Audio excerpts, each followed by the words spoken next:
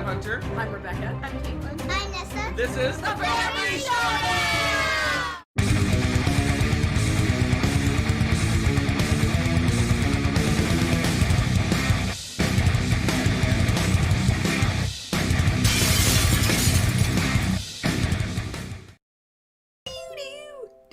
Oh, hello. The computer's giving us extra music today.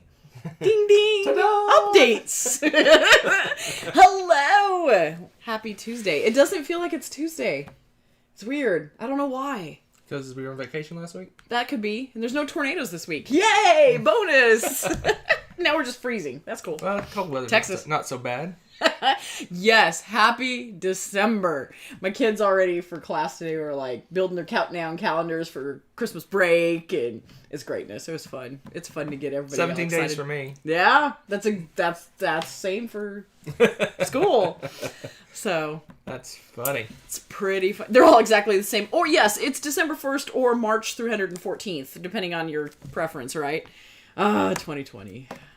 Hello, everybody. Good evening. So, Hallmark movies on nonstop already. It's holiday haircut. This is my Rebecca COVID haircut. What do you guys think? Not too bad, huh? I've only practiced on the dog, so ta-da! Not bad, right? This is my COVID haircut. So, not too bad. Yeah. It's a little wet right now, so it's not. It's kind of. Yeah, I just got out of the It's a shower, little so flat. it's kind of wonky right It's now. kind of misrepresented here. I'm just saying. Just saying. All right. So the way our shows have fallen the last few times is we haven't talked to you about miscellaneous stuff since November 3rd, almost exactly a month ago. Because we had the top 10, then we had my top 10 of all time, and then we had the after party. So you got a month's worth of gameplay, and we actually played some games.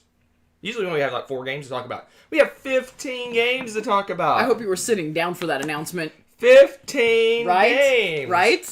Right? 15 games. And several of these we played twice. So, crazy. That's like... I know.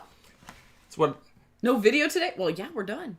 We'll start mine end of this month. Yeah, we're done with top 100. So, yeah, we won't have any like pre-produced stuff until Rebecca starts up.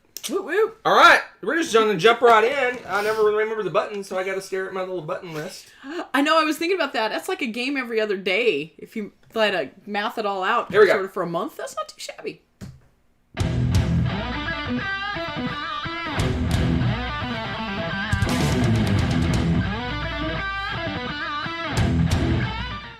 All right. I need to learn how to play just that riff on the guitar so I can come out and be like, wow! All right. So 15 games. So, yeah, we got a lot to talk about. Oh, and you ranked this stuff, right? So I did. You strategically stacked this Yes. From nonsense. best to worst. I'm surrounded by board games. I can't even move. So the majority of these games, I think all of these games, are either games Rebecca wanted to play to kind of position in her top 100 so they're good games if they're in her top 100 somewhere. Maybe. Or they're new games. So you're getting like some good stuff. And then there's a family game or two thrown in there in the mix. Yep. All right, so let's get started with the worst of the best. You did not. Of course you did. Wordsy! And by the way, these are Hunter ranked. Don't forget that. Okay. You know what we should do sometime? Maybe we should alternate. You'd have to do some prep work to rank them. You know what? It's fair that I do some work occasionally. That might be interesting. kind. So then I can react to her. He just lets me show up. Crappy ratings. Yeah.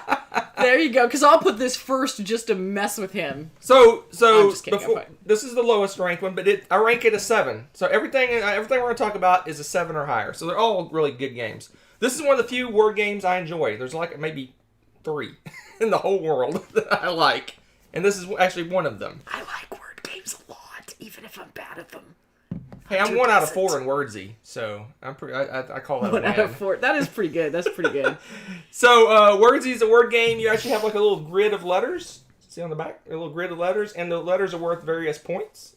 And you can make up any word you want that's a real word out of those letters, and you can add extras. Yeah, you're trying to incorporate as many of those those letters into your words as you can, and you just score points for the word you build. And then obviously it has to have a word, and there's certain rules on what you can and can't do with your words. But right. You just do that 7 times, and there's a scoring system on how that works, and whoever gets the most points wins. And I didn't win. But she loves this game. I do. I'm actually pretty good at this one. Sometimes I have like almost like a mental block playing some word games because I'm like, should I use this word? Should I use? I have like AP on word games. It's terrible. It's stupid. And then I'll be like, oh, I should pick this one. And then the timer goes off, and I'm like, it's yeah. But no, this one. So you're just rubbing in how bad I am that you say you suck at it. And no, you still like beat me. I have like AP. No, and then I'll have to blurt out something stupid that was like, no, I don't know. I'm not saying you're bad. I have like weird issues with word games. I don't know. Some of them I'm really good at, and some I'm not. I'm pretty good at this one. So I mean, it's fair to say I do well. You but do not, well. Not enough to beat her, but she's got these crazy words. My words are not crazy. We're gonna look we're gonna look at the words, that she created in the game we played. They're not that crazy. Okay. No, we did not actually play BGG. Do BGG online this year. Nope. That's my time of year when I usually get sick. I did get sick again this year, but not nearly as bad because, well, I wasn't around anybody, I guess. So Hunter would have been playing games by himself again. Yeah, that's your handwriting. Yeah, but it's not the one we played this time. Oh. Nope. Oh. Yeah, phlegmatic. Yeah, I guess you would probably. Oh, your words aren't that great. So here's her words. I have phlegmatic. Here, you read them. What? The word. Swarming elasticity. Paintbrush. All of them. Hawking. Kneading. Doggedly. Murmurs. They're not. I don't understand why. Here's my words. Memorizer. Cat. Weekends. Lastly, dodgy. Dodgy. I like dodgy. Kindergarten, workplace, and workhorses. Yeah, so don't even. This one, that game's got good ones. Here. I got Berserkers, Calliope, Fancy Foggy, Theming, Phlegmatic. That's my favorite, and Canvassed. So that one was a good game. That wasn't the game we played last night. So anyway, it's a fun little game. It plays really fast. Baloney. It's about a 15, 20. Paperback is good. That's my favorite word game, by the way. Paperback. Do you like it better than hardback? We got rid of hardback, so yes. Is that the one we got rid of? Yes. Okay. Yeah. That's right. Yep. So yeah. I like this game. Anyway, get this out of here. Get this crap out of here. Yeah. Okay. And then we got a streak of 3 what I call family weight games, and the reason they're ranked get a 7 is because they're family weight games, and that's not my kind of game. Although I will play them. I love how you punish family weight games. Punishes them. Rome. I love this game. So I played This game Rome. is fun. This game is fun. These are all 7s until I say otherwise. This is Rome. I got this at BGG Con last year. See, we got. Look at that. Oh my gosh, you totally fanboyed out on that too. I did fanboy. He was like, "I got somebody's signature." Anyway, That was so cute. Rome is a pretty simple, straightforward tile placement game. So you have like this grid of. I don't know if you see this little map area on the back. We're all about grids tonight. And you're putting tiles on the map, and you're trying to fill up cards. And when you fill up a card, whoever has the majority, it's area control game. Yeah, majority game, I guess. Gets the card, and the card kind of gives you another ability, and you build off of that, and you're trying to get points by getting And meanwhile, you're staring at Ryan Lockett art. It's like win-win. So even if you stink at this game, you win. Yeah, it's a breezy little family weight game. Easy breezy, beautiful. Another. This one says 40 minutes on the back. That's probably actually maybe long. It's probably about a half-hour game for 2 players. Maybe more players, it's more. Yeah, I could. Longer. Yeah, I was gonna say. But it's a fun little game. It's a great family weight game. Really straightforward. It's a kind of game. It's a whose turn is it kind of game. It is not. But I mean, it's so light. You just kind of take your turn and. We froze. When do we froze? I don't know. It looks like you're trying to peck somebody's eyes out with your finger, though. That's great. You're very serious about it, too. I love it. That's funny. Oh, geez. Oh, well. You didn't miss anything anyway. You're just staring at our mugs. But the game, on the other hand. It's what you guys missed. I think you heard it. Yeah, I'm sure they heard it. I think you heard it. It's the picture. But anyway, I rate this low because it's super light, but it's a good family weight game.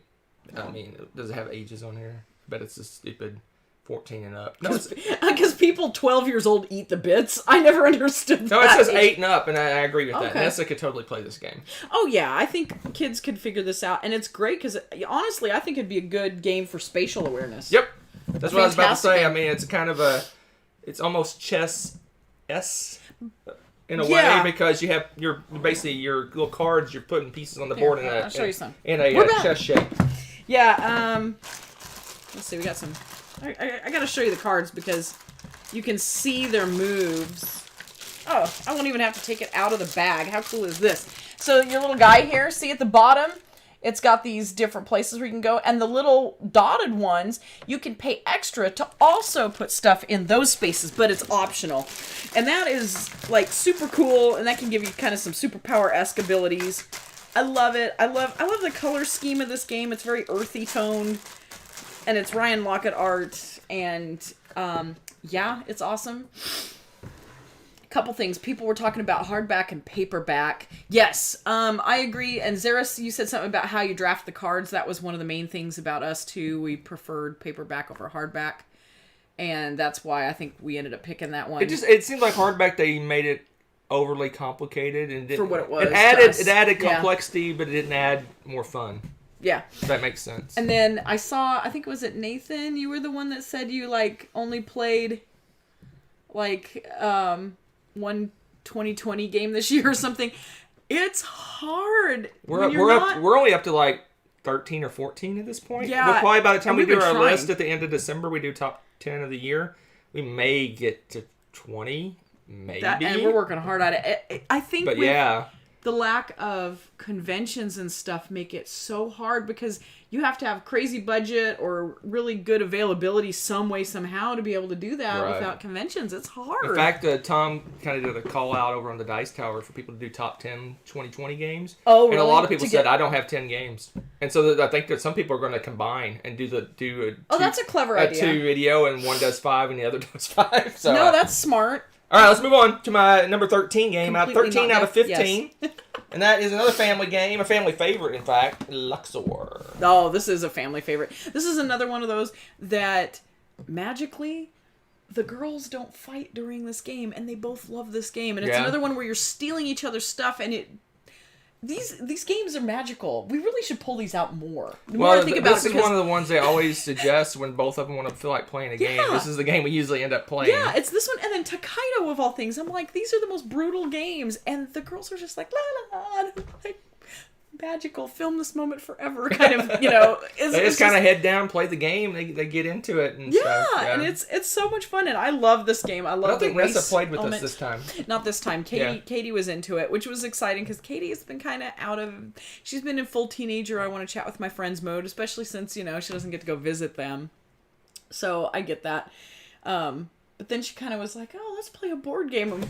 It was a good thing. I think we were actually sitting down when she said that because it was like, really? Yeah, this is the first board game she's played in months and months. Yeah, so. She hasn't been in the mood to play. So that was fun. Because when she wants to play, like, she usually, like, really gets into it and stuff, too. But she's also missing playing the party games and social. She's very social, so...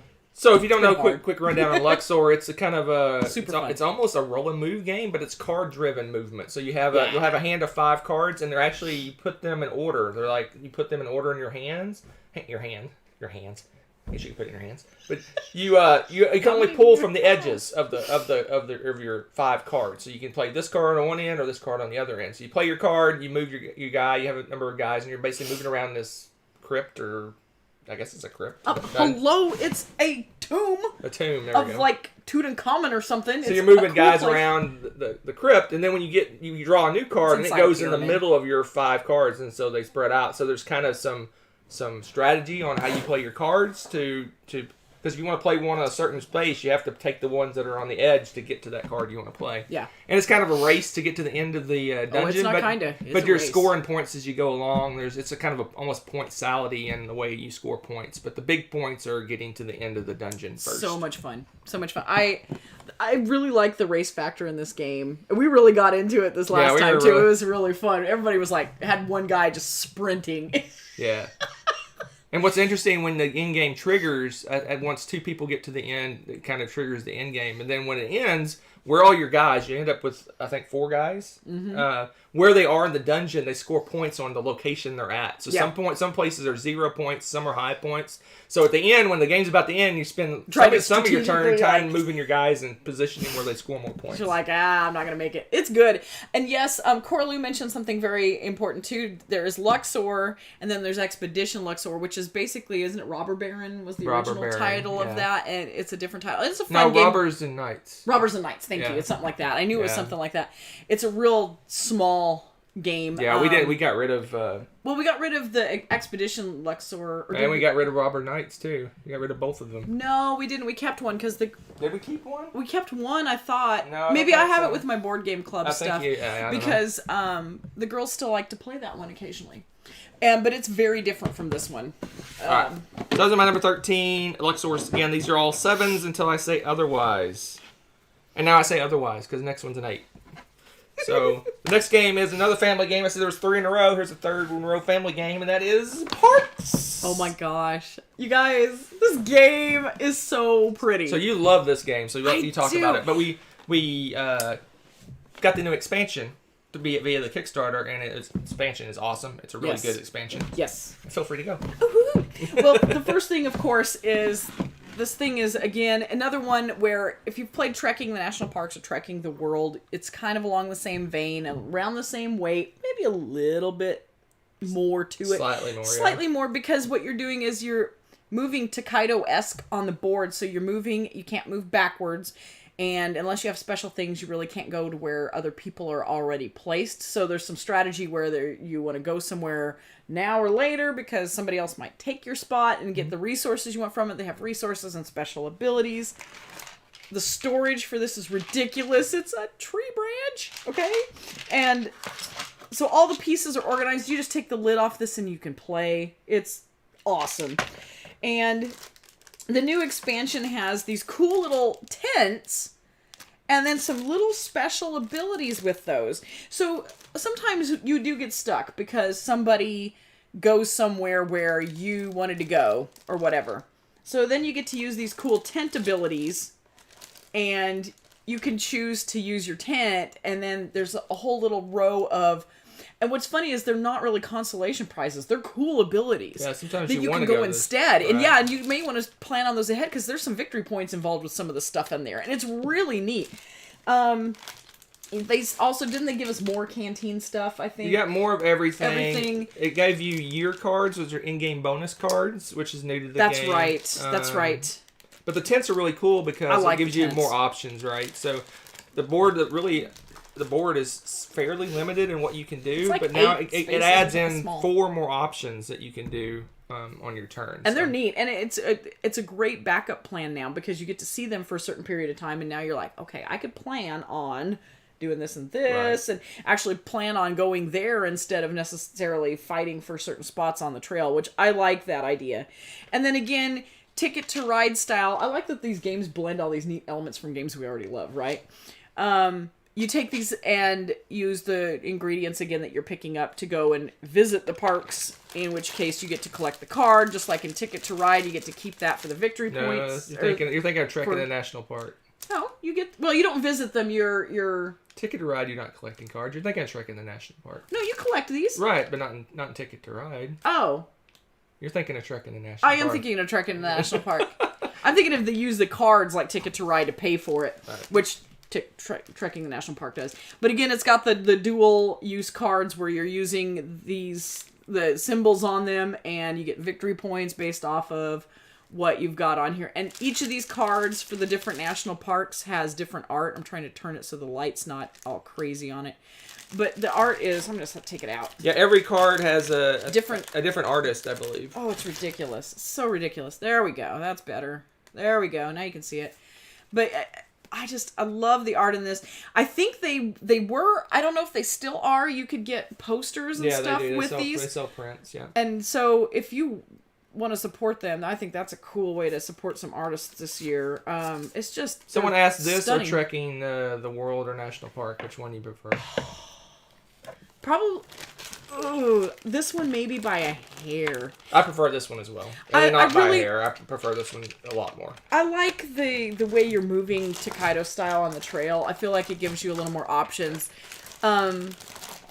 But that being said, I would probably, if I was taking this to go play with family, I'd probably take Trekking the World or Trekking the National Parks. They're easier to teach to people. This one's a little more, for lack of a better word, gamery. If you play with family that don't play games, there'd be a little more to teach them. Not that they couldn't pick this up, but there's more to it, so it would be a longer teach. So that's kind of one of those things to think about when you're doing that. But, oh man, the art and stuff in this, just... You didn't show off the little animeeples, but oh well, too late. Oh yeah, the little laser cut wooden animeeples.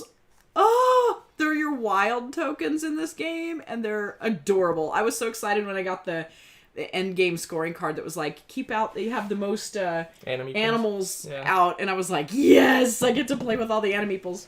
All right. Probably knew my tactic right Let's away. move on to the Punitation. I can talk about that game forever. Punitation Celebration.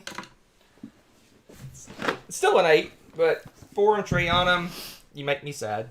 What? Make you sad at an 8? Yeah, it's an 8. It's barely an 8. We're talking low 8s. This would be like an 8.1. Dude. 8.2, maybe. Oh, he went into the decimal system for y'all. You know, he's... Oh, boy. But anyway, 4 entry on him. It's a good game. It's just not one of my favorites from Feld. Yeah, I could see that. I could totally see that. 10 games I like better from him, probably.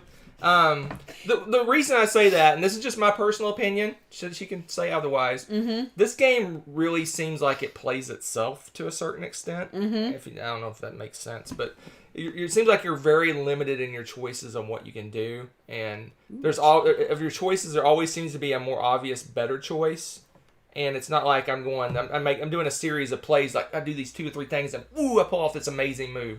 It's just you're given a couple of choices each turn. You pick the best one, and you do the next turn. You get a couple of choices. You pick the best one. It just, for a point salad game, it seems like there's not a lot of choices in what you do. That may be my perception of it. I'm just comparing it to other games where your choices are wide open. I can do 10 different things on this turn. It's not Spreadsheet the game, so he's not as interested. Yeah, I'm not interested. That's not it. But I mean, like in Trajan, for example, the real Trajan, not this Trajan. The real Trajan, you're like, I can go to do this thing, or I can do this thing over here, or maybe I'll do this combo of things, or I'm gonna collect some cards and do this other thing. This one's like, I got 2 choices. I'll do this choice. I mean, I get that. I was just looking at it again, and I'm like, I don't know. I kind of enjoyed it for something different. I can see why it wouldn't be people's favorites. But it's a little more low-key film. Yeah, it is. Right? It's a little toned down. I guess it's good for people who don't want to have 16 different things they're picking from every turn. I was going to say, if I'm feeling Feld and I'm not feeling like doing a whole lot, because sometimes it's too much, right? This is a good choice. Don't get me wrong, I enjoy this game. It's just not one of my favorites. Yeah. Because most of my Felds are 9s, and this one's an 8. So. And yes, funny things do happen on the way to the Forum Trianum. Yes, Tommy. Yeah, anything else to say? No, it's a good game. Hunter's weird.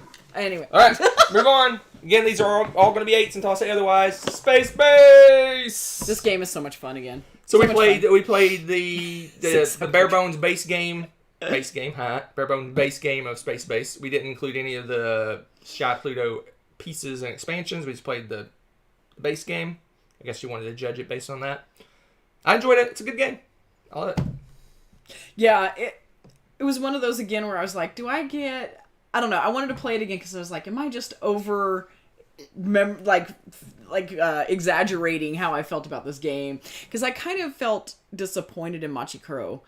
I loved the idea of Machikoro, but it's so easy to get completely hosed in that game with the rolls. And I was like, is Space Base that way? No, you really can control a lot more in Space Base. Because you've got your bottom tier, which is already preset, so you're going to get something when you roll, but you start to prep cards up above for when your opponents roll, and you get something when they roll too, if you have stuff up there, so you can control that pretty well. And there's a lot of variation to the different cards and the abilities. There's some really cool stuff in there. You can charge up some cards and do really cool things like move something that's on your edges, which you might not get very often, to the middle and things like that. Or you charge up one and you get to use it, and you get to do the ability to the card to the right of it. Or so you could put something really cool there. And just there's a lot of different fun things with that. There's even a really wacky, really tough card that if you complete it the game's over and you win. Which I believe you've gone for that before. I've gotten it one time. Yeah, you got it once.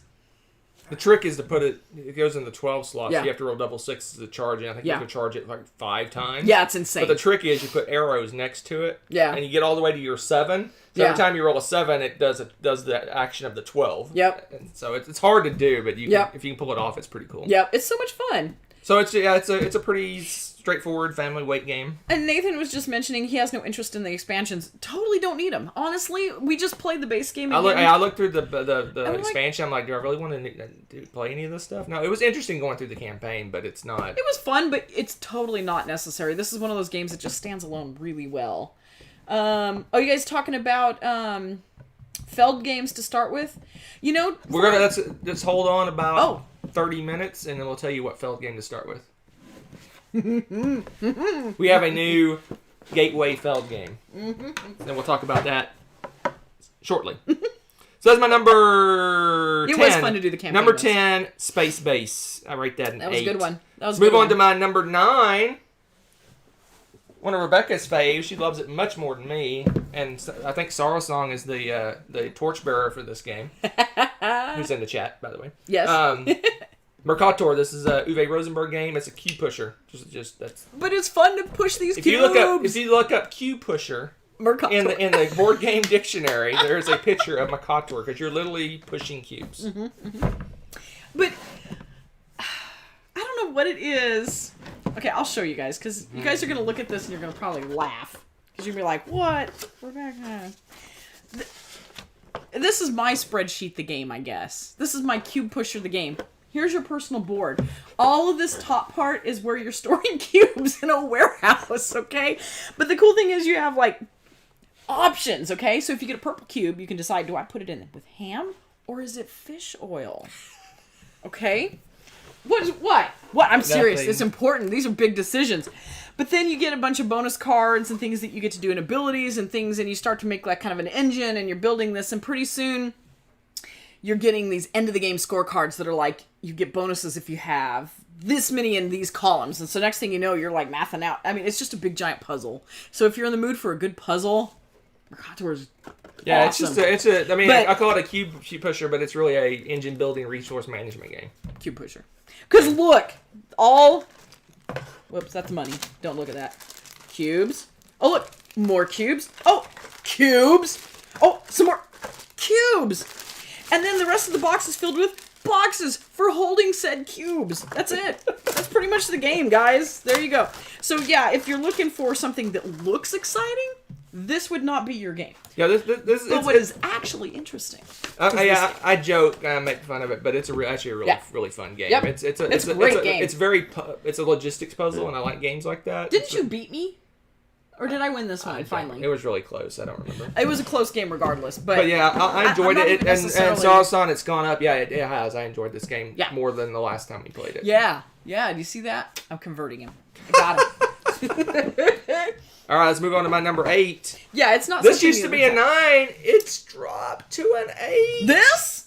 Yeah. Interesting. It dropped to an 8. Sorry. Interesting. Sorry. Gentes. Sorry, Gentes. You're an 8 now. You're not a 9 anymore. I enjoy this game. It's a high 8. So if we were doing decimals, it would probably be like an 8.7 or 8 or something like that. It's close to a 9, but it's not a 9 anymore. It dropped. Because, I mean, it's an interesting resource management game where your resources are different types of workers. So you have 6 different types of workers, and you're completing these, what I call contracts. I'm sure they have some fancy name for it, but you're completing these contract cards, and you may need 3 of this worker, and 2 of this worker, and 1 of this worker, and 4 of these other workers. And so you're constantly training workers, but the thing is, the 6 workers, they're in pairs of 2. So when you get a lot of one worker, if it bumps in, like I get 5 of this worker, it's going to start decreasing the number I have that worker. So you only have so many workers you can have, so it's a constant manipulation of how many workers you have to complete those cards. This thing, it just doesn't have a moment where I go, I did this really cool thing. I just don't. Yeah, I can see that. It's like I said, it's almost a 9. I love the game, but it's just when I played it, it doesn't seem to have the wow factor. You're right. But the thing is, of course, this is the souped up fancy version. So keep that in mind. But did this come with it, or was it? It was with the version, the deluxe version. Okay, with the deluxe version, it has like a folded space-esque storage. It is phenomenal. So I do recommend that. And as you can see, the storage for it's great. Look at the little dudes that you move around on your personal playing boards. They're fun. No, those are the main board. Oh, those are the main dudes. Well, anyway, you have your own. They're smaller. Underneath. Where are they? Let's see. Oh, they're littler. It's harder to see them. They're the same thing but smaller. That's why I was confused. They're really cute though. No, they asked about scaling. It plays great 2-player. Oh, it's fantastic. They actually change up the board and a little bit with 2-player. So they change up some of the actions and things. They scale it. And it scales well. Some for stuff's 2. kind of locked out. Oh no, we always have. Do we have the same amount locked out when it's 2 No, there's different action tiles you put on the board based on number of players. Okay. So it's a worker placement game. It's a lot. It's a fancy way of a lot of worker placement games. Coins. Block spots that you can't put workers at. So it does that. It does the same thing. There's certain spots. It makes certain spots you don't get, and certain spots are more expensive than they would be if they were 3 players. If that makes sense. So they have a way of scaling. It worked well 2-player. It did. It's really good, and I'm honestly the deluxe version is crazy. The deluxe version is crazy. It's crazy beautiful. Oh, that's the thing telling us our note for next time we play. Oh, we've never played with the advanced stuff. So we're like, do it next time. Next time we're going to play with the advanced stuff. It's a great game. It's just, like I said, You're right. The wow factor isn't I think I was blown away. I think the first couple times I played it, I was like, oh, this is amazing because all the cool bits and stuff is like, yay. And then that kind of, the shine kind of went off of that a little bit. And I realized the game underneath isn't as robust as I thought it was. But it's still a great game. It's still really good. It's a good game. Gente's works good with 2. You guys are intriguing me with the chai talk. I'm gonna have to look that up later. That looks. Yeah, it's that one that we saw in Jamie's video where it showed the perspective with the little trees and buildings and stuff. Oh, that was chai. Yeah, I think that was it. Maybe I'm wrong. Tell me if I'm wrong. Okay. All right, let's move on to another 8. Cool. This one is like this is like an 8.99. Mercator projection. 8.99. 8.99. Oh. Why? Why you gotta be like that? And this is the new game I suggest for anyone to play as their first Feld. And that is the Castles of Tuscany. Yeah, this game, guys. This is the one. Before it was, I think it was Castles of Burgundy. Yeah. This one gives you kind of the same feel. It plays faster and has less rules to it. Yep. And less slightly, I wouldn't say slightly less fiddly as far as the placement and stuff. So this again, this is a completely different game from Castles of Burgundy. It's not a 2.0 or anything like that, but it has some of the same similar mechanisms in a lighter game, a faster game. This game plays in 45 minutes. It's a really good game. I enjoyed it a lot. Especially if you like Castles of Burgundy, you're gonna like this game, I think, because I feel like it takes everything that's the best out of Castles of Burgundy and did something a little bit more streamlined. I can see a lot of people liking this better than Burgundy. I mean, it's good. In fact, I kind of want to play it right now, and I'm exhausted.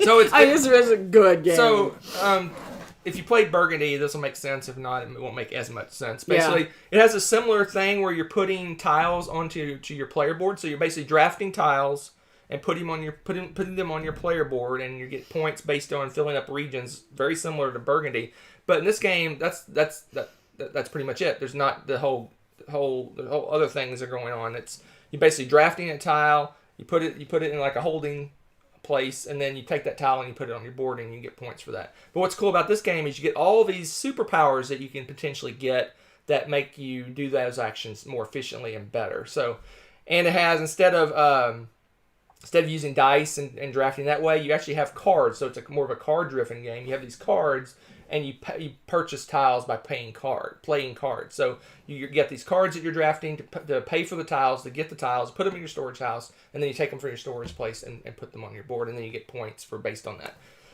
It's really solid. What's cool about this game is what makes it interesting is it has a kind of I wouldn't say unique, but a very uncommon scoring system. Where in the first round you have two scoring tracks. You have one on the outside of the scoring track and one on the inside of the scoring track. The inside of the scoring track is your actual score.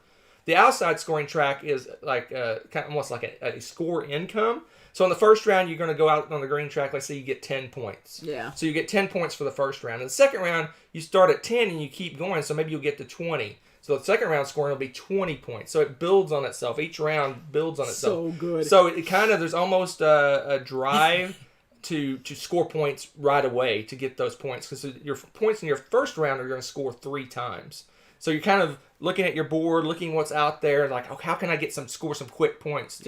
Or maybe you're playing the big game and you're not going to score as many points to have a bigger second round or something. But the way we played, the one time we played, is like, we got to get points right out the chute. What can we do to get some points? Yeah, it was great. Maximizing those. And it just felt like it, like you said, it did play quicker. It says 45 to 60 minutes, so it is quicker. Yeah, Burgundy, I want to say, is an hour and a half game. I think you're right. An hour and a half. Are those squirrels? They remind me of Notre Dame, probably because of the rat. Pestilence! So Burgundy, what does it say for Burgundy? Where is it? Where is it? Oh no. Aaliyah! Is it Aaliyah? I always think Alia, like Roman. It says 30 to 90 minutes. Because it means dice. I think it's more on the 90 minute end of things. Yeah, it's closer to 90 minutes. So. The heck? Oh, don't jump the gun on that Dark Tater. We're getting there. We haven't gone through all the games yet. Burgundy, this is my new, if someone says, hey, what feld should I play first? You have a new one for me that I would suggest. We need an affiliate link. All right. So let's move on to now we're to the 9s. Because they are good. So the last 6 games are all rated a 9. I would agree with your assessment of those things too. What's that? I will agree with all of his games. All right. So my number 6. This was an 8. It is now in the 9 land. It has gone up. I've finally convinced myself that I love Coimbra. I think it's because he won. I'm just kidding. Did I win? I think you did. Oh, okay. But it was like a stupid close game. We've been playing with stupid close games again, if I recall. Yeah, I'm convinced this is a 9. Welcome to the 9s. You've arrived. I just enjoy this game. This game is fun. It's got dice drafting, and it's like double drafting. You're drafting dice, and then you're drafting cards based on those dice, and you use those cards. Those cards have move you up on track. So it's got like all these what's the word that a lot of people use? Tropes. Eurogame tropes. So you're moving up on tracks. You're moving around a board, getting superpowers. You're buying in-game. You're opting into in-game scoring cards. It's just an awesome game. I love this game. If you like Euro games, you should play this game. Well, what I like is, it's bright and colorful and everything kind of jumps out. And once you learn the rules, all you have to do is look at the board again and you're like, oh yeah, I remember how to play. Because I think his teach for this again was like... You have 2 incomes. And the cards, they're so easy to read, and they've got your cost, and you get to do set collection on these little scroll things here. Multi-purpose cards. Got everything. Again. It's like a blender of. You know how we are with multi-purpose cards. They're so awesome. Like this one lets you move on the map 2 spaces and stuff like that. So you get to go through, and there's some instant ones. There's game ender, score, end of round. Change, end of round stuff. When they occur, situations that are ongoing. Oh my gosh, so many good things. Cute little rampant lion. Rawr. Okay, but yeah. Well, this is I don't know, is there any other version? I don't know if there's a US version. This is the Egbert Spiel version, the European version. Egbert. Sorry, Egbert Spiel. That was Animal Crossing. Egbert that was Animal Spiel Crossing version. on the brain. Egbert. I love it. This is a solid little 90-minute Euro. I assume it's a 90-minute Euro. It feels like it's a 90-minute Euro. 75 to 120. So for us, probably 90 minutes. Great 2-player. I would think that it would be awesome. Have we played it with more? I don't think we've had a chance. We played it 3 the first time at the cruise. Remember the Minnesota person that I was talking smack that's to? right. And she was like, basically, bless your heart. Yeah, she was. That was funny. Hunter scares nice people. I don't know. She's a really nice person from Minnesota. Super nice that has no bone of sarcasm at all. And I was talking smack, and she was like... No sarcastic bone in her body. Yeah. And Hunter is all sarcasm. All the way to the top of his head. Anyway, this is a great one. So if you're looking for a midweight Euro, this one's solid. Yeah. Solid. This is a good one if you're looking for multi-purpose cards. Dice drafting. This is a fun one. Like drafting games. This gives you 2 draftings. And I do like that too. Double draft. The dice, I feel like you have a lot of ability to do things and manipulate the dice. And there's some places you want low choices. There's some places you want low, some you want high, so that you're not totally hosed throughout the whole game if you're constantly running low, like rolling lows. It's got something really, for everybody. It really boils down to a lot of managing your income, your two incomes. You have like noble knights or something like that, shields, guards, something, and then there's money. And you basically kind of manipulating those incomes to be able to buy the cards you want. Yep. Good stuff. Good game, Queen. Bruh. Okay. Bruh. My number 5, again, these are all 9s. This is another family favorite. Wingspan. Caw-caw. So we got to play with the Oceana? Yes. Expansion? And Oceania and the little... Nessa's favorite part, the little Yellow yellow eggs. So beautiful birds. So this one, the new expansion adds in tons more birds. The main new mechanisms are as follows. Spoilers. There's end of game cards. So in the last expansion added end of round cards. This one adds end of game scoring cards, which is really cool. It also adds a new player boards that have additional powers. So it added a wild resource, nectar. So there's now a wild resource that can be used as any resource. And then there is on the boards you have brand new player boards, so you can take the old player boards and throw them away. Brand new player boards, and you actually, when you use nectar to do certain actions in the game, there's kind of a who used the most nectar for various actions scoring. So not only are these good to get because they're wild, they're good to use because there's additional scoring based on Plus the these. fact that if you get them and don't spend them in the same round, they go away. So you might as well use them, right? So, and that's something that honestly, because it is an expansion A and Good night, difficulty Nathaniel. thing. Oh, bye, Nathaniel. It's one of those things that if you felt like it was too much, you wouldn't have to play with that. You know, I mean, Doesn't add that much. It doesn't add I that told you much. everything the expansion has. yeah. I've And it's, I mean, you could just play with the cool new birds and not worry about the nectar if it was too much kind of thing. I mean, no, the new birds. well, some of them take the nectar, but what I mean is, like, you don't have to worry about the extra scoring thing if you didn't need to. Sure, you can play with. They said you can play with the old board. You can play with the old boards. And it's, oh man, all the new birds. I don't know. I have a thing about birds anyway, as probably a lot of people do, and it's cool to see that region of the world and their birds. And Jamie, it's time for Wingspan Big Box, buddy. yeah, It's time for Wingspan Big Box. yeah, because this is one of 2 boxes that's chock full now. No, right? Isn't the other one full? Everything's in this. How did you fit it? Oh, that's right. We got rid of... Where'd you put we the have other boards? we have the other board. You liar. I was like, wait a second. I was like, you had 2 boxes. I was like, did you get rid of it? Oh, okay, that's right. It's not as big, though. This is chock full of all the old stuff that we don't play with now. This is stuff that we don't need anymore. And as you saw, this one's full. Like, full. And mostly because I was really stubborn, because I really like the little trays that everything comes with. All of those trays to hold the resources that he was holding up, those came with the game, and they're really neat. And I don't want to get rid of them for purposes of space. I mean, we could bag them, but I like them. It's handy for the game. So in this box are the old boards, the old score pads, the old dice, the cards that the automata, however you say it. Automatopoeia. All the rules and automata stuff. So stuff that we... Oh, and the starter kit. The starter kit you can use to teach someone the game. So this is all the stuff we don't need, but I don't want to throw it away because... Reasons. It's all still valid stuff. Yeah. Is it a laden swallow, Tommy? You gotta... That's it! My number 5 game. Yep. Wingspan. The expansion's awesome. Yeah, just with the Euro. Coralou's right. With the Euro, both boxes are full, right? I don't remember how we crammed everything in this box. We got rid of one of the... We didn't get rid of... Somewhere one of the card holders. That's right. We put it in somewhere. Yeah. We're using it for something else. Yeah, You're right, because it takes up so much space. The card holder... I don't know if she's pointed out. The card holder doesn't hold all the... cards anymore. Yeah, this is all the extras. That don't fit. We have more cards that will fit in the This is a lot of extra cards. The other thing I recommend, if you're playing this for the first time, didn't you kind of top stack some of the Oceana? I kind of shuffled the Oceana so that we could have the new birds out to see them. Otherwise, you're not going to go through all that. What did you do, man? You did it, not me. I did not. All right, get this out of here. All right, let's move on to my number 4 game. All right. So Rebecca wanted to compare and contrast 2 games, and this is the one that we owned already. And that's Teotihuacan. Thank you, Tom. Teotihuacan, City of Gods. So We played this a couple of times, like right back to back when we first got it, and we enjoyed it.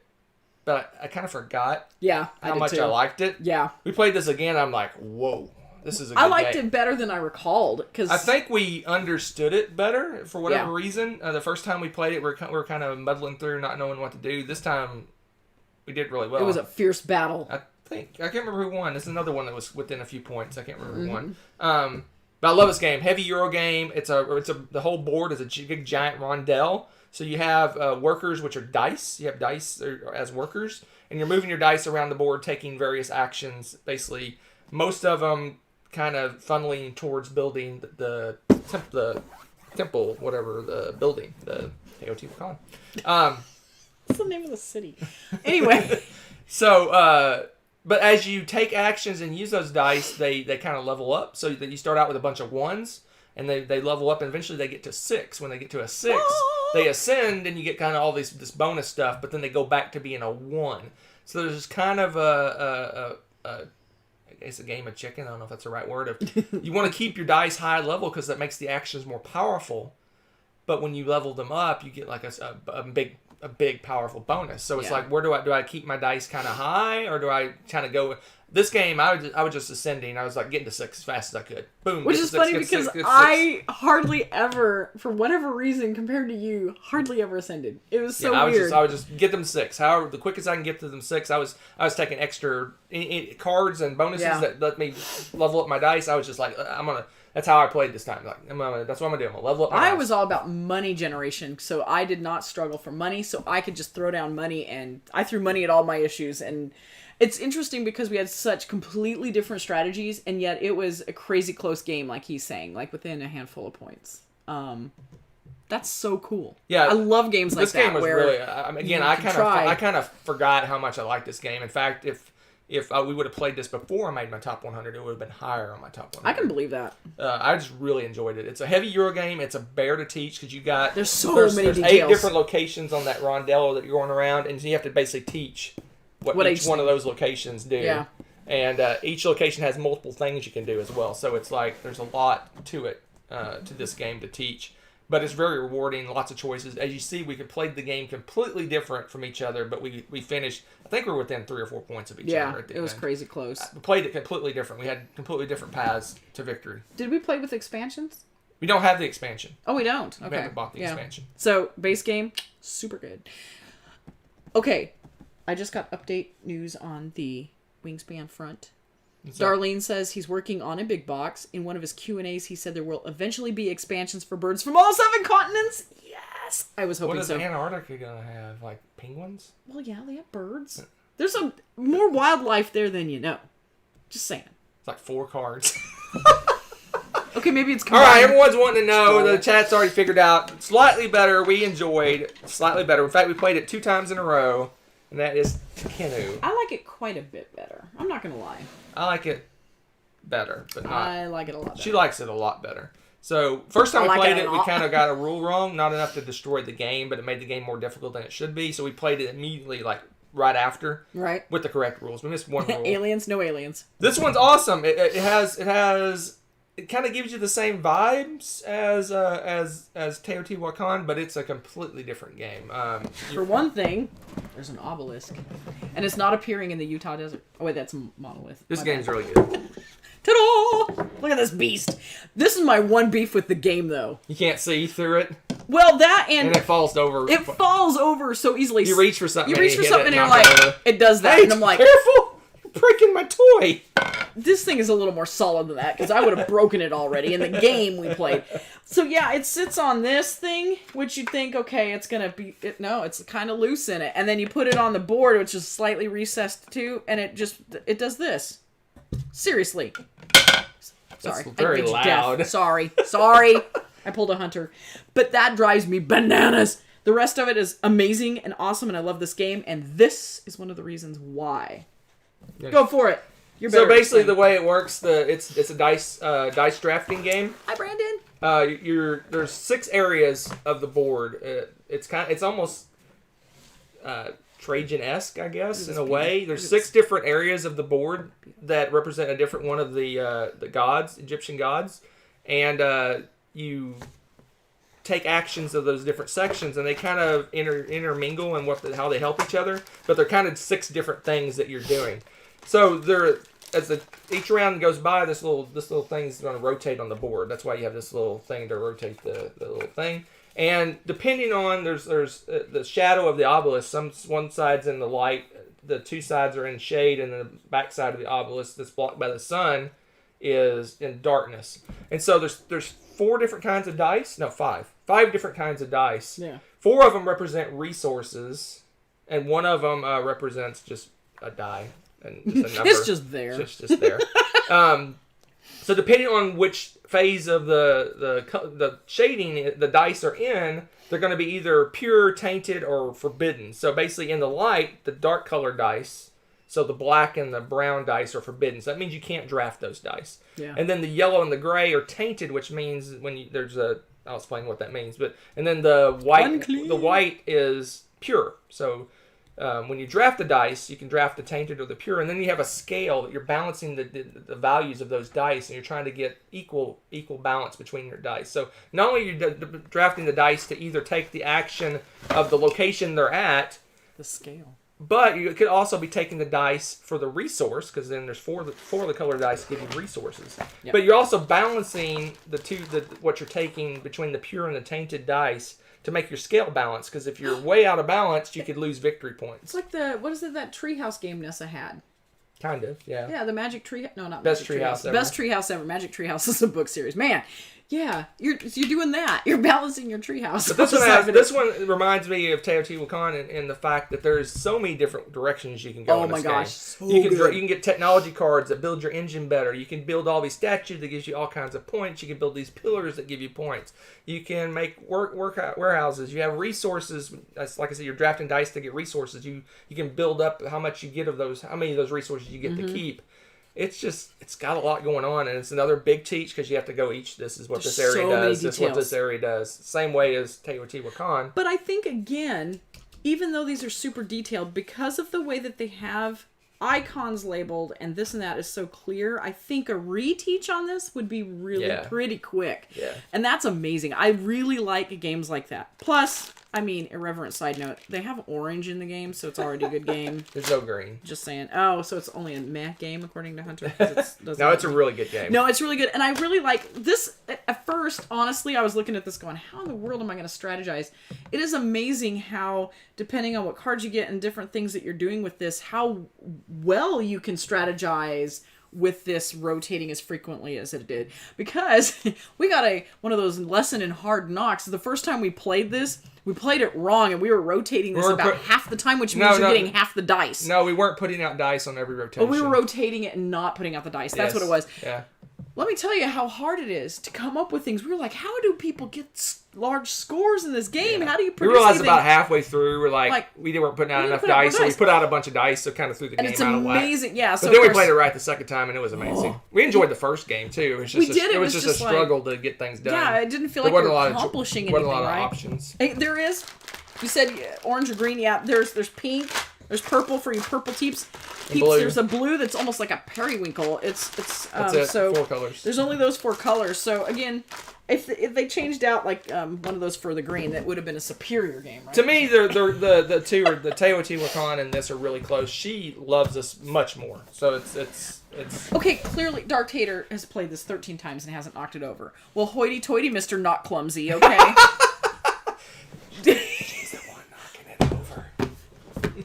I don't know what you're talking about. I haven't knocked it over.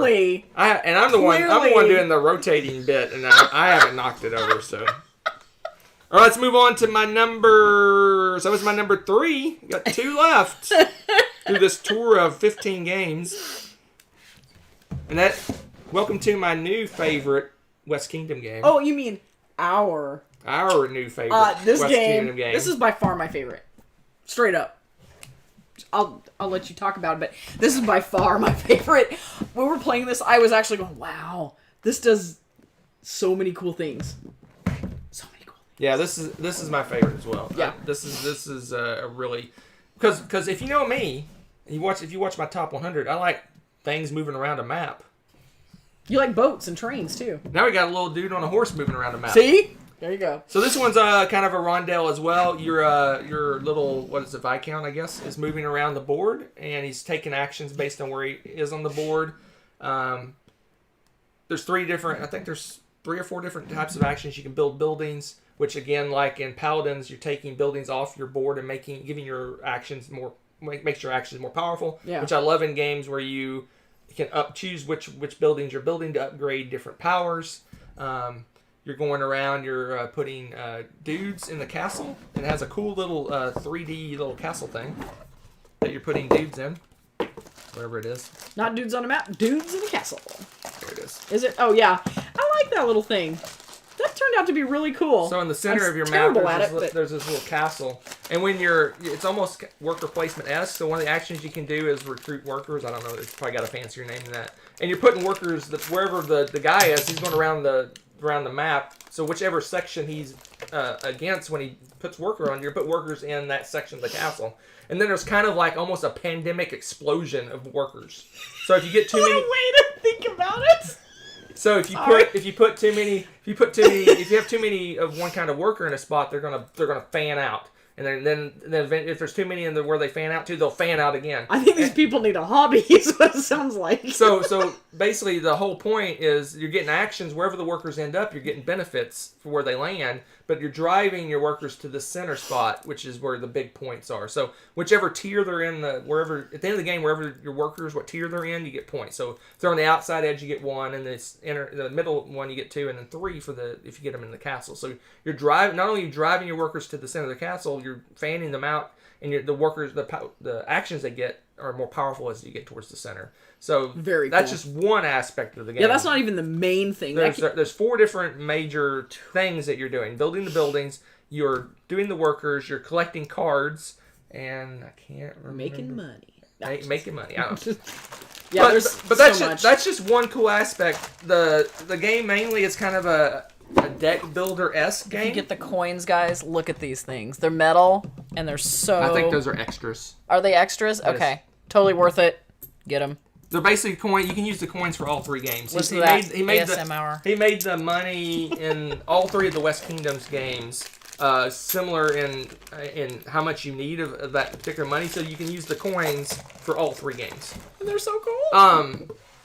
But I said it was a card drafting game. You'll have a starting hand of cards, and just like a card drafting game, you shuffle up your cards and you're going to deal out cards in your hand.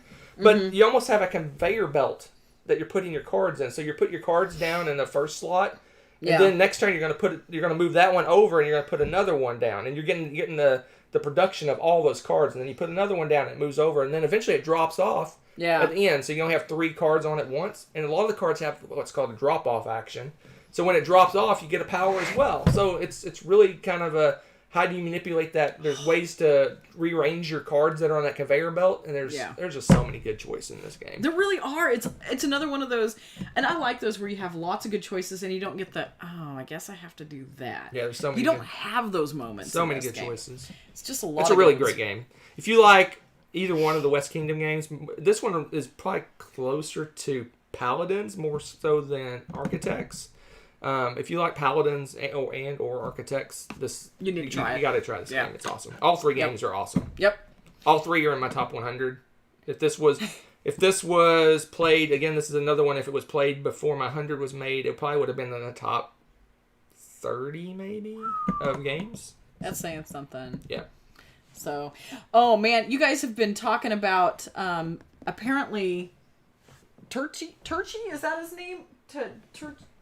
I'm terrible. Yeah, he's coming out with one in 2022. What was it? I lost it. Tabanusi? Oh my gosh, another T name.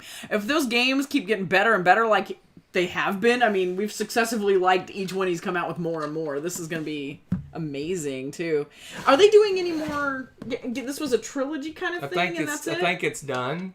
In fact... Well, at least he stopped with the best. Down here, Ooh! There's an additional thing you can buy that we haven't played yet. It's Thomas Saga. The Thomas Saga. It's a campaign where you play through all 3 games. Why? Oh my gosh! No wonder you were like, we need to play some of these games soon because we have that, we have Pandemic Legacy, and we have Starcadia Quest. It adds cooperative play as well. We won't be trying. He said that. the word. But it does. It's a campaign. You start with architects. I assume you start with architects and you work your way through all 3 games. Mm-hmm. And there's kind of a carryover between each game based on how you do. I assume. I don't know. It's a campaign. I haven't. That sounds interesting. Anyway, so we haven't tried the campaign yet. That sounds interesting. All right. And very cool. Finally, my number 1 game, which I have a lot to say about this game. So let's go ahead and. So, I've come to the conclusion, she may agree with me or not, there's 2 game modes when you play this game. Awesome. There's the basic game, and then there's something called the samurai version. In the samurai version, it has basically every round you reveal an event card and something happens. In the samurai version, there is nasty, horrible, disgusting, you get nuked events. I've come to the conclusion that I do not like the samurai version. I've witnessed, Tommy probably can attest to this. He got nuked in his game. In this last game, Hunter got nuked. I got nuked by a samurai card. I mean, to the point where there was 2 or 3 rounds where I was just kind of not doing anything because I was so pushed back were destroyed by the They were the brutal. Event. So, this game now has 2 ratings. The samurai version of this game gets an 8 because the events are too swingy. The regular version of the game stays a solid 9. Like high 9. Like, this is in my top 25, I want to say, of games. I love this game. It's an amazing game. Yeah. I do not... For as long as this game is, swingy events is not a good thing, in my opinion. Especially as hard as you have to work to get the things that you get. Correct. To have it washed away with a flick of a card is... Right. Brutal. It was towards the end of the game, a nasty event. It's the earthquake came out, and... It gets rid of... It affected her much less than it affected me. Yeah. To the point where, basically, you're trying to complete missions in this game. There's easy... There's like green, yellow, red, and black missions. They go from easy to super hard. Yeah. We were at the point in the game where we were starting to crank out doing the black missions. And I had 2 black missions I was ready to go to complete. That earthquake hit... and made it where I could not complete either one of those missions before the game ended. Well, yeah, and plus you were struggling to get some of the lower level cards accomplished at that point because of what it destroyed. Right, I mean, I had to basically just stuff. throw those black cards aside and get easy missions to try to get some of them done, and she just annihilated me. She was winning before that happened, so she was going to win regardless of what I did. But I kind of blew the doors off. But she annihilated me because of that card, that event. The art in this is just gorgeous. Absolutely gorgeous. I don't know if you guys can see those. It's pretty far away. I don't think you can see them. But the art, it's kind of small because there's a lot of details. What happens on these cards, they're like this one here. This is a green, so this is one of the easiest missions. You join General Konishi Yukinaga's campaign in Korea. So your requirement is you have to have at least 3 little disciple dudes, which are your little workers. And then you have to go to this specific location. And then if you do that, you get some bonus points and money, victory points, I mean. And then if you also happen to have some extra stuff, and all of these have like a secondary thing, if you also have that, you get extra winnings on the bottom of these cards. Even the black ones, the really super tough ones, have extra stuff. And they end up requiring you to have 3 or 4 workers out, which you have to get extra workers past, 2? Start with 2. Start with 2.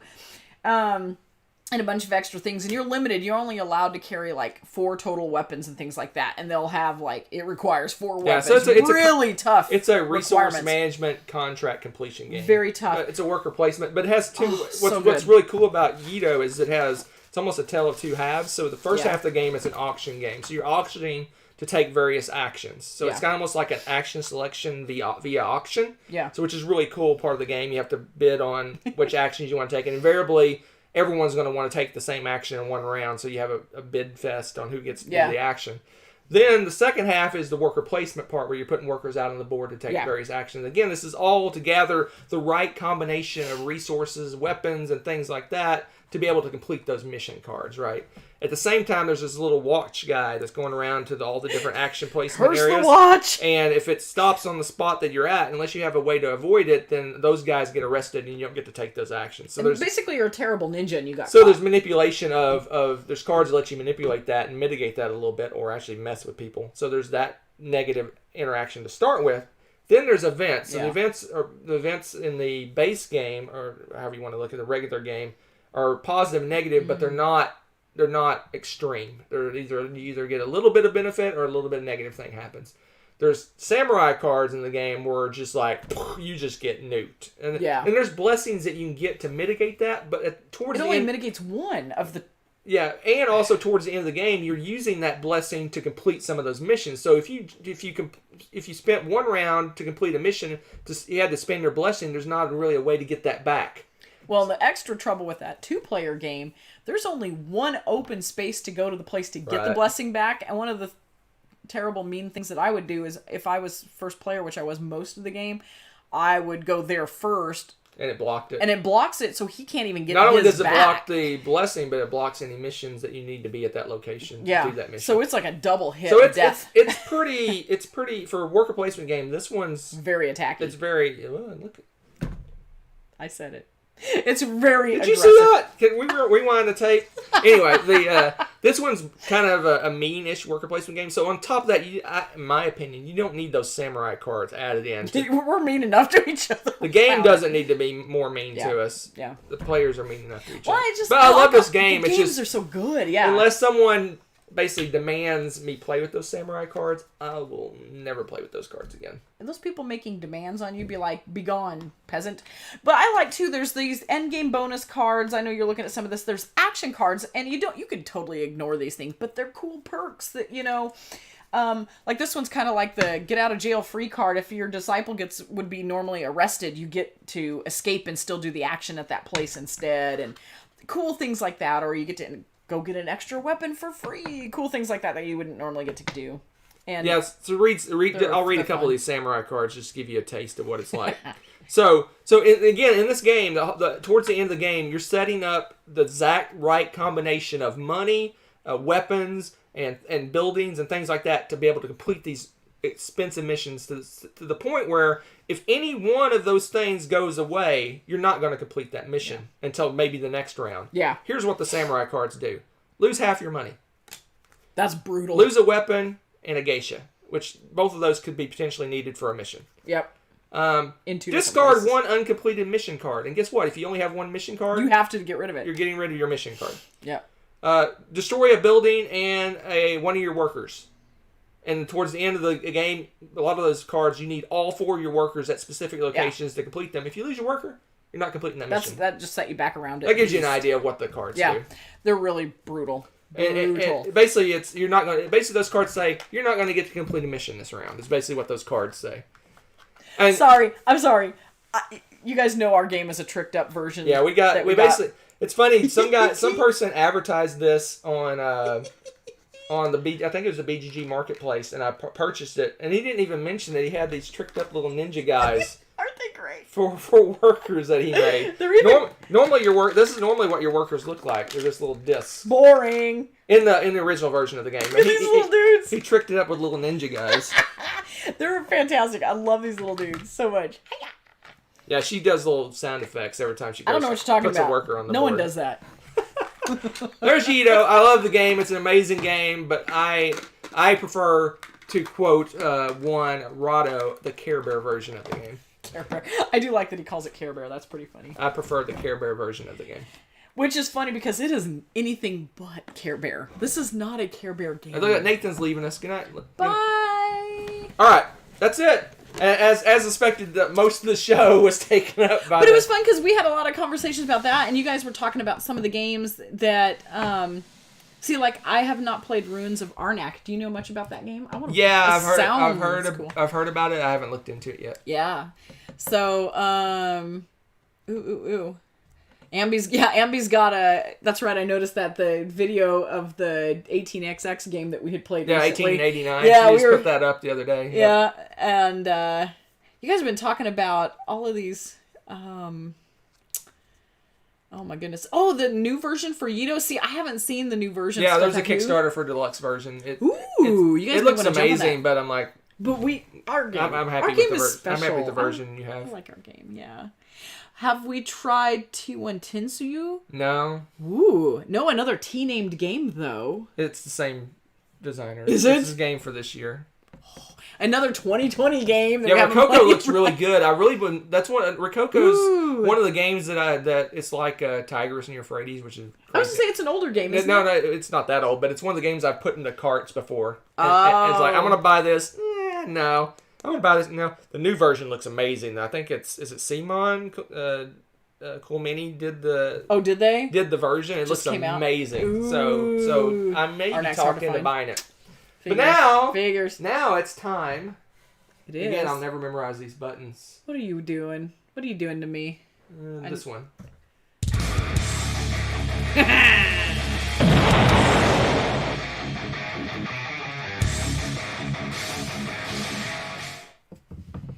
So, Yeah. I think you know about all the new games that because we played almost every new game we've purchased recently. Yeah, except for, well, I told you guys our legacy.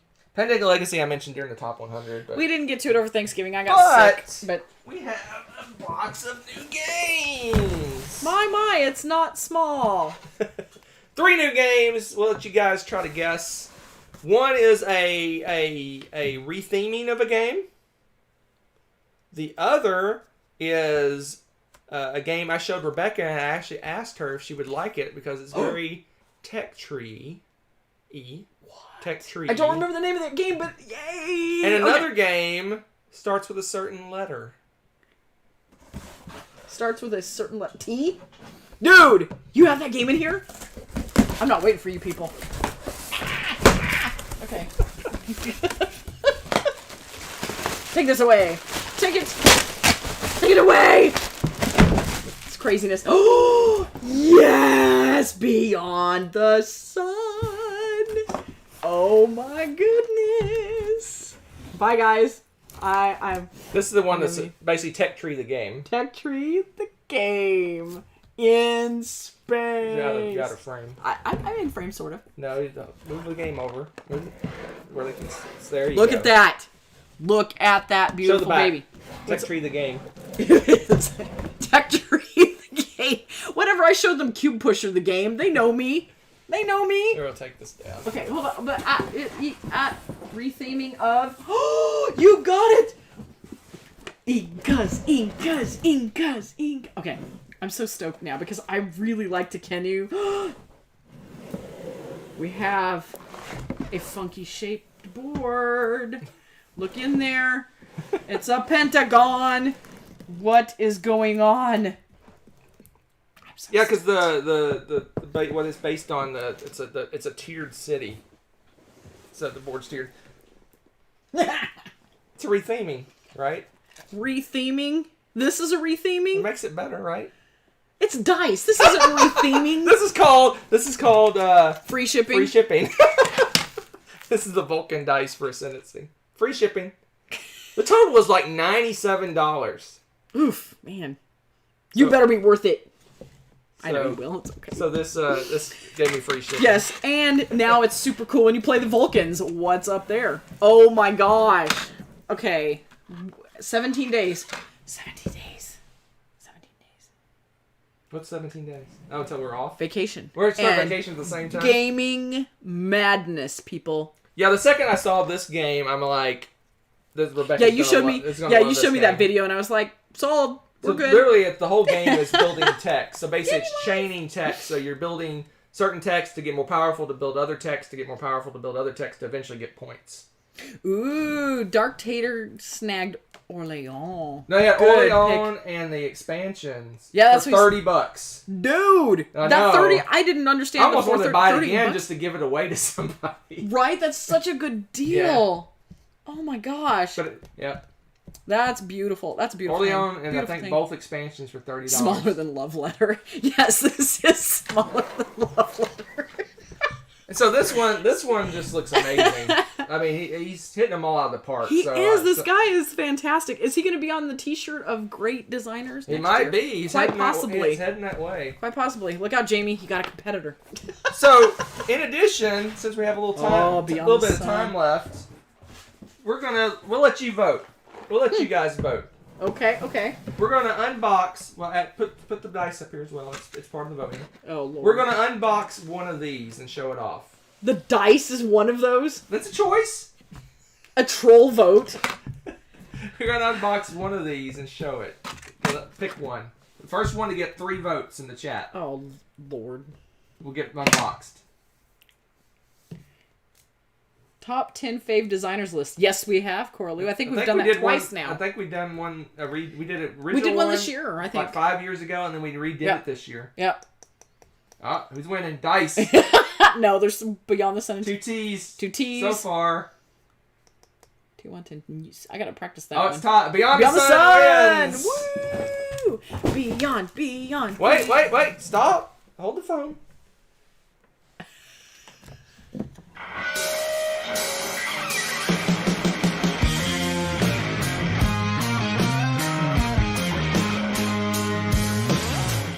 There you go. Go for it. Beyond. Is that better? Yeah. Okay. Plastic. Annoying. There you go. All right. So far, it's about space. Shows a tech tree on the back. I'm intrigued. There's my. You've watched a preview video for it. Silence. Yeah, I guess. Good heavens. We have a novel for Hunter to read. Ooh. Ads. Look at that later. Make sure we have all those games. Let's see here. 24 pages. Variant. Set up for 2 to 3 players. Look at this streamlining. Thank you already. Liking it. My first impression is I'm probably going to love this game a lot. So we have some. Let's see here. This is really cool. They actually put a setup guide. I was trying to be nice for a How to second. set up the game. All right, so it looks like we're gonna have. And the changes for look at this, players. guys. It's these all pop out. It's got turn phases. It's got a nice little cheat sheet for They everybody. liked your good heavens. The what? You're good. You said good heavens. Did I? Oh, Heavens. sorry. Okay. Sorry, I was like, what? You totally. Another zone. Turn phases, different. Oh, it's got Player a little guides. cheat player guide thingy. End game scoring on the backside. Very cool. Basic spacefaring costs and things. Looks like some labels for board. Oh, looky here. Deep I will say this: space, non-controllable. the boards are pretty thick. The player guides aren't as thick, but these These tiles boards are pretty thick. Pretty thick. Yeah, they're pretty thick. Yeah, I know it's nothing compared to you guys. It's more than I like to read in a rule book. Okay, my rule book would be not because I don't like to read them. I'm just kidding. And it's got and to go back to the rule book since they're talking about it. It's very very detailed. I mean some of the pages of the 23 are a whole page of just showing you how something works. So I'm kidding. That's not the actual side. This is though. Tech Tree the game. Tech Tree the game. So you have to complete certain technologies to move on to other technologies, just like a Tech Tree. So it's pretty cool. Because it's Tech Tree the game. But it sounds cooler to say Beyond the Sun. Hey, this is very roll for the galaxy size dice. Those the exact These same are... dice with different faces. Because is this Rio Grande? Yeah, it's the same. Smarty it's the same things. exact dice, just with different faces. And you know what? Sorry, Hunter, they don't have green, but they got this orangish red color. It's a good game, guys. It's got Purple. orange. It looks like I'm going to be playing purple. Purple? Okay. That's fair. And then what's this? Little pieces of space coal. Okay. And You got recessed player boards. recessed player boards. Man, they thought of everything. I will say that this board is not aesthetically intriguing. However, I think they're going for the whole tech vibe. Like very techy, like yes, like technical manuals that Yes. Scotty would read in Star Trek. Yes. Yes, he wins because Scotty would be all over these. Look at that. That is some plain But Jane it's going to be covered with all kinds of little bits and things too. So little bits of goodness. Colored orange bits for me. All right, that'll make the board much prettier. Okay, I sold. All right. I don't know what to think about this weird. It's got the stupid cardboard insert that we will probably... Yep, and Hunter's going to do it now on camera. Goodbye. All right, we hate those things. So that was fun. You guys got to see one of those live. We actually did the toss. It's official. I think all this needs to go on the bottom, unfortunately. Nope. I'm serious. Do it. Booyah! Look at that. There you go. Oh, you missed the ads. I'm just kidding. We didn't need to put those back. But don't take it out. Okay. Oh, we're gonna. Feels like doing math homework? No, don't say that. I don't like the math. I might want to look at that. Don't do the toss. He did the toss on the ads. You know what? You guys have been so amazing. As a bonus, we should just open up oh, yeah. Okay. Except this one doesn't have a pre-cut thing, and I have no fingernails. But I'm a brutal person. Watcha! There, it didn't toss. Okay, I gotta... Tawan Tinsuyu. Okay, I gotta work on that one. That one's a long name. Tawan Tinsuyu? Yeah, see? It sounds a little Tawa. awkward. Let's play some Tawa. Yeah, we'll call it Tawa. Okay, cute little cards. I'm not sure about the size. Verdict is out on that. Little corn cobs. Oh my gosh. Okay, hold up. Check. Okay, I'm a sucker for stupid gimmicky things. Look at those. They're adorable. Okay. More orange and... Oh, no, it's red. Oh, but there's some orange little bits in here. And there's green meeples. Oh, I'm being attacked. This thing's open. What are you doing, man? Okay, so we got... What do we have here?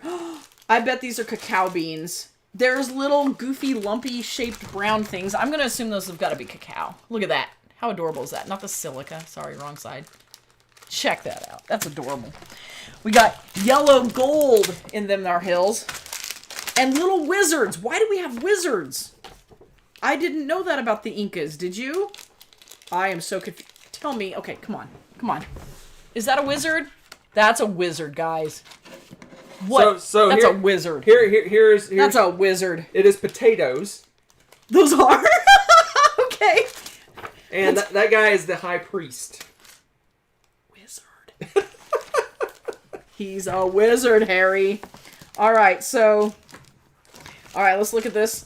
Ooh, pentagon. Random white die sitting on its lonesome. I am suspicious of you. All right.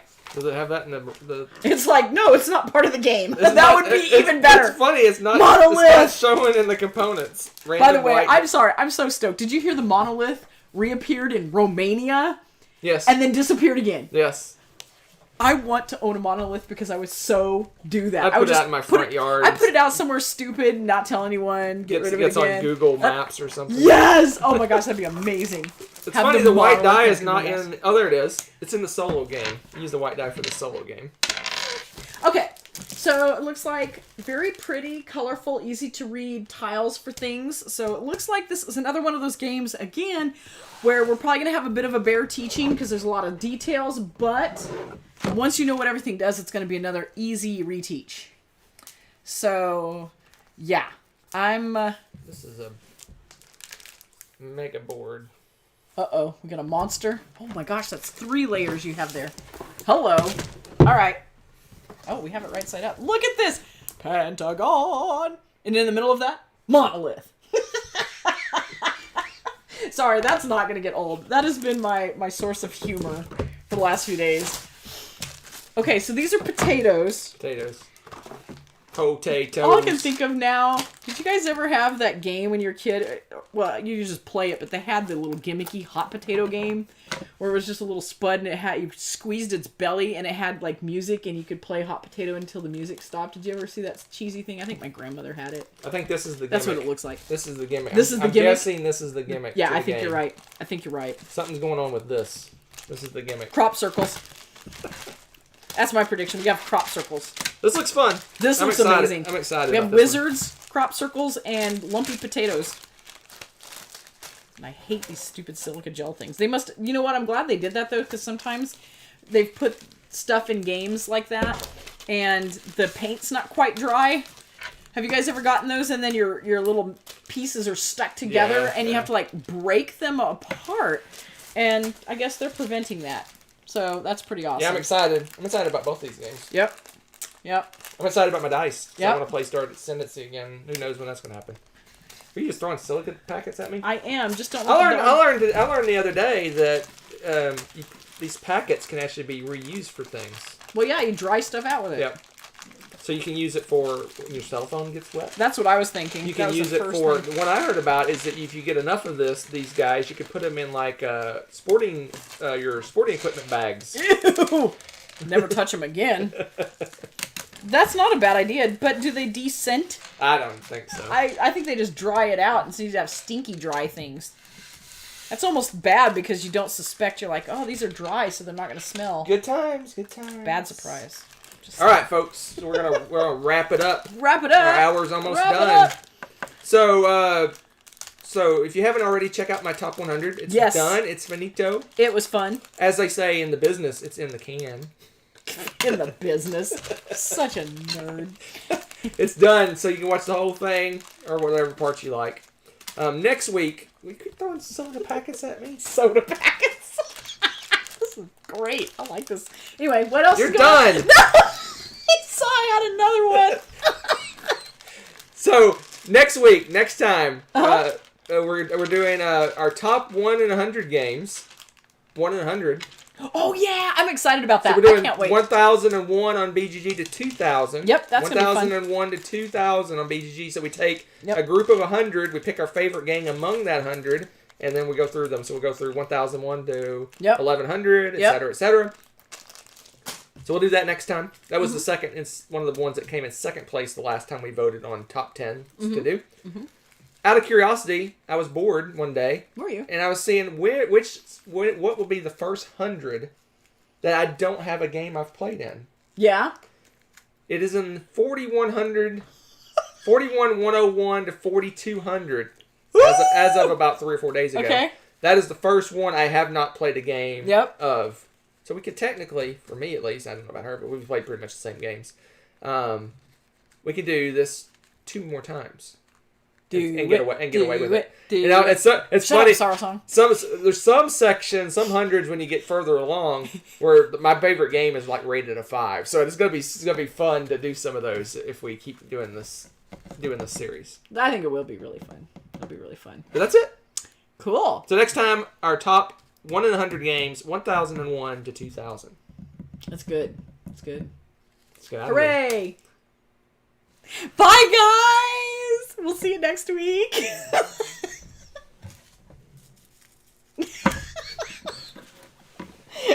Bye.